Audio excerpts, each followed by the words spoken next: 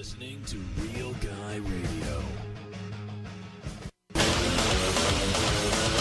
How many pro wrestling news websites do you visit to get your daily news? 3, 4, maybe 5? Do yourself a favor and make that number 1.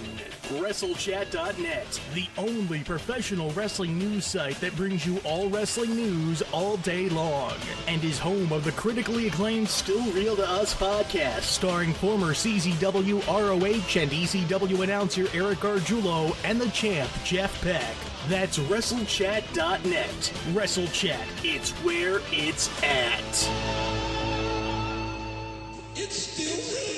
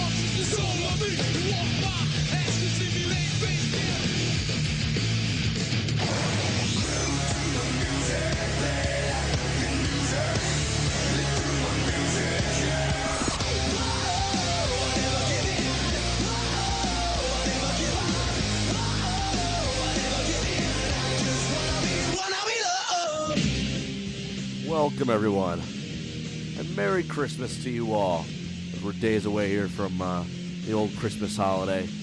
Welcome to the Still Real Tough Show for December 22nd, 2011. Just one more show left to go in 2011, episode number 97. I am the champ, Jeff Peck.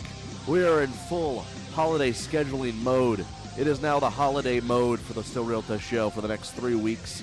December 22nd, December 29th, and January 5th, 2012, leading us into the live show on January 12th, 2012, our 100th episode listener appreciation show. It's going to be a big couple of weeks here. The next 4 weeks are huge for the Still Real Tough Show. And joining me, days away from Christmas here, on this very special favorite tag teams edition of the Still Real Tough Show, my good friend and yours, the one and only, Captain Obvious. Captain, how are you, my man? I am doing really well. The leader of the Redneck Revolution back on the air again, tag teaming with Rudolph and the Grinch to have a Merry, Merry Christmas. Absolutely. And am I Rudolph? You are the redhead in the group. Okay, good. I'm just making sure. Sometimes I could be a little bit of a Grinch. I could be a little pissed. So I'm just making sure it happens. So we're days away from Christmas, and we like during the holidays to give you guys some shows as we wrap up the year. Like I said before, holiday schedule, we're in full mode here. A lot of you guys really love when we do these special shows. And the next couple of weeks, we're not really talking wrestling that's going on in the current week and all that stuff. We're enjoying the holidays with our families. We're kicking back here, and we're just going to have some fun these next couple of weeks talking the Still Real Tough Show. And I really enjoy doing these shows, and it's great to have Captain Obvious on here, as we always talk about the Hardy Boys.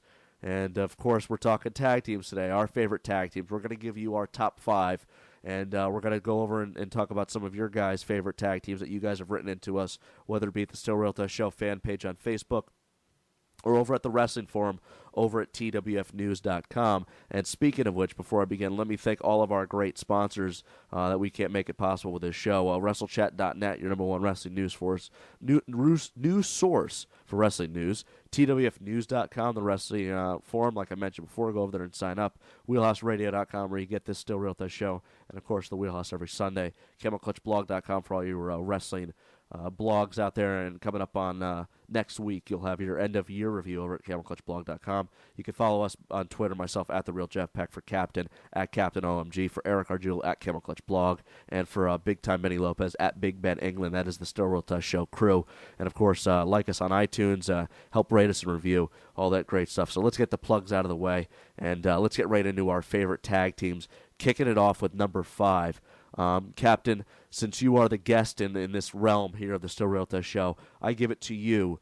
What is on your top 5 tag teams list? What comes in at number 5? All right. Well, the way I kind of came on my list is as I was going through my teams, I realized I didn't have anybody really from WWE or ECW. So spots 5 and 4, I am just going to pick my favorite team ever from both companies, and then do the rest of my list that way. So number 5 coming in from ECW, the Eliminators, John Cronus and Perry Saturn. Just a great, outstanding, fluid tag team in their prime. Had some epic battles with the Dudley Boys and the Gangsters. Just between the physicality and the ability to actually go airborne, just one of the most underrated tag teams of the last probably 20, 25 years. I love that pick, and I completely agree that they are one of the most underrated tag teams of all time. The Eliminators there, Perry Saturn, the late John Cronus. Something I always enjoyed about that tag team captain, and I'm sure you could attest to this, is they're really big guys. Anybody who watched old ECW stuff, they're huge dudes. And Cronus could backflip. He could do the flips in the ring when, to do like the Tajiri elbow to the face. He could kick. Final Elimination was one of the coolest looking finishing movers for a tag team. And you never really you were really shocked when these guys would come out, especially if you never saw them for the first time. And their feuds with the Pitbulls in the mid-'90s there in ECW were just really epic and great stuff. We both grew up around that era, the Eliminators. How bummed were you, though, when Perry Saturn ended up going to WCW, and then, John Cronus was still in ECW, and he and New Jack formed the Elimin Gangsters, or what was it, the Elimin Gangsters? Am I saying this wrong? It was way too hard to say. It was like Yes. the Elimin Gangsters or something like Yeah, that. I think it was the Gangstanators or something. Yeah, it was something ridiculous, but it was, for the wrestling fans, they might remember Saturn from Raven's Flock, and then the Radicals in WWE. And I really hope people's memories of Perry Saturn are not him and Moppy. I really hope that when people think of Perry Saturn, they don't think of Moppy, because that was just a down point in most hardcore wrestling fans' lives, was seeing that. But Perry Saturn, was and Cronus were just ahead of their time. If they were around now, they'd be just huge stars. Just from the size they had and the ability that they had, was just something that you don't. It's more, you see it. It's more common now than it was during the mid-'90s. And so that's why I don't think people give them enough credit for what they did during ECW, and they helped elevate that company to where that feud with the Pitbulls helped elevate ECW into maybe the national subconscious. Absolutely. I mean, and it was a really great feud for two teams, big guys, and they could really move in the ring and put on a great match. Eliminators, Pitbull stuff is stuff that you should see if you have never watched those matches. Had Perry Saturn not gone to WCW, would the Eliminators be much higher on your list? They probably would be a lot higher. The only problem I had was when I had to see a lot of their stuff after Saturn left for ECW. Because at the time, living in Arkansas, ECW wasn't even known. Like, nobody knew what that was. So I had to catch a lot of the stuff, after the fact, and just seeing them.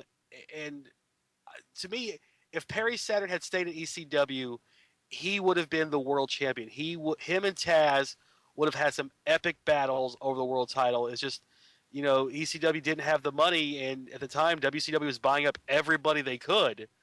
And he had to go where the money was. But Saturn and Cronus would have been on the level in the American conscience as what the Dudleys were if they had stayed around in ECW longer. Wow, very good point there. Who knows where the Dudley Boys would be had it not been the Eliminators breaking up basically when Perry Saturn went to WCW. And one of those moments I always remember was Perry Saturn with a broken neck, being in a tag team match with Cronus as he defended the titles without Perry Saturn, and Saturn did an elbow drop from the top rope in a neck brace. Really cool thing to see. Or I'm sorry, his leg was broken. It was the Pitbulls who had Pitbull number 1 had his neck broken. So he had his leg and did an elbow drop off the top rope, which was pretty cool to see. So there you go. Number 5 for Captain Obvious was the Eliminators. Number 5 on my list can cause a little bit of controversy, I believe, because I think this tag team, to a lot of people, is a tag team that is on most people's list, possibly number 1. And for me, in this show, I'm telling you, on my list, I have them down as number 5. I'm a Northeastern boy. I live in New York. Really didn't get a chance to see all that WCW stuff, so NWA stuff growing up until they came on TBS TNT when I started noticing it a lot more in the early 90s. So I really didn't get a chance to really welcome this tag team into my wrestling world until later on, and then I had to go back into old wrestling tapes to check them out. For me, the number 5 tag team on my list